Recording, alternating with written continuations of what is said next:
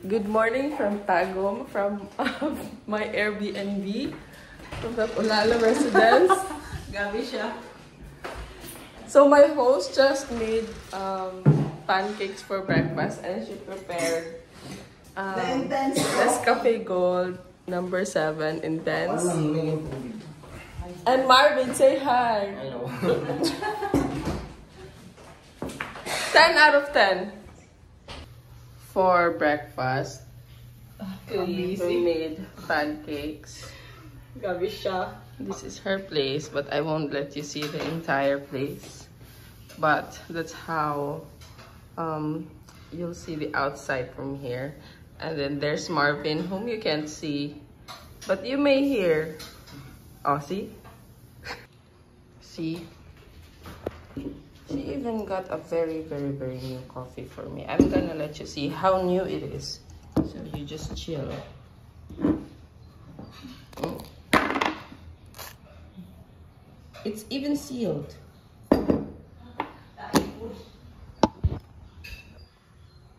Nga restaurant dito.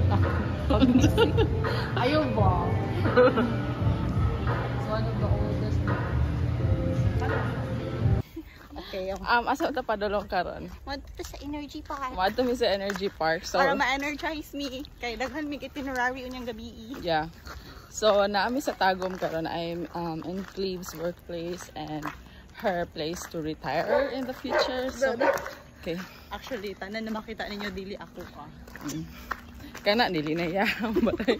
So Ay mga nindot na bala pero di na ako guys. Silingal lang na ako siya guys. we're going to the Energy Park.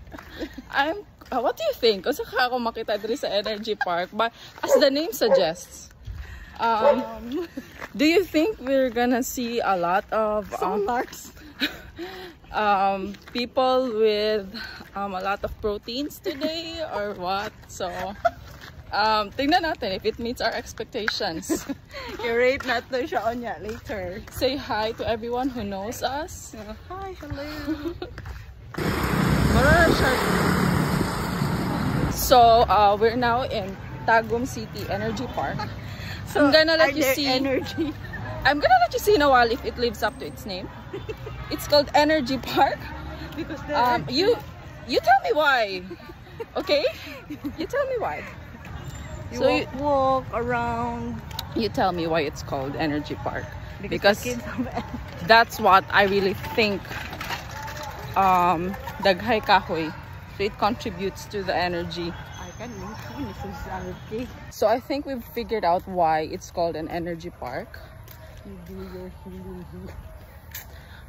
There's lots of positive energy in this environment because I'm trying to get my head around. Ganong panganlan ni nilang Energy Park, and all you can see are trees.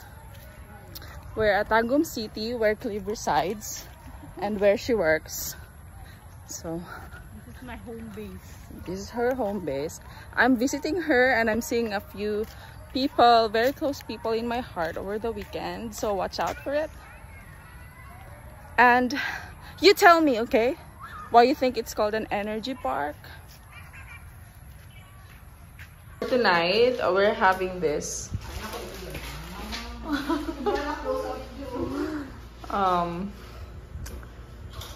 That's it.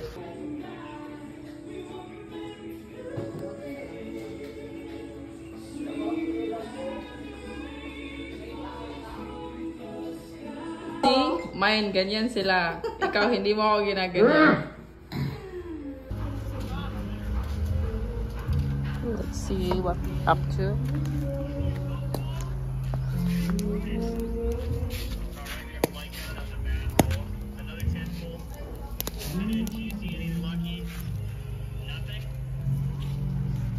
This is Cleve's place. So I just washed my clothes earlier. Let's go to Cleve and see what she's up to today. What are you up to there? Okay. I'm preparing the Salad. Yeah. I'm preparing the salad of Madame. QP. How do you like the lettuces? Like shred down na lang? Yeah. Kanang dali ra mga kuan sa tinidor. That's exactly the cut that I like. Yeah, I know. We're now here. Dito na kami sa Laan Clar. Today is the day. The day of the Lord has made. It's Juno's wedding today. And we're already at the hotel. Yeah. Just woke up. We've been here since yesterday. The 8 girls is preparing. LG is arriving at around noon. And Juno's wedding is at 2 p.m. And so we're gonna prepare. Yay! Good morning, Davao. We're having lunch at Haltan because Juno's church wedding is by 2 p.m. at St. Jude Parish, and her reception will start no earlier than 4 p.m. So, kakain na kami. This is our food before going to Juno's wedding at St. Jude's Parish. So, John, your food better be good later. Kaya kanirang nasa sampian ka na. Alam, kuya ako,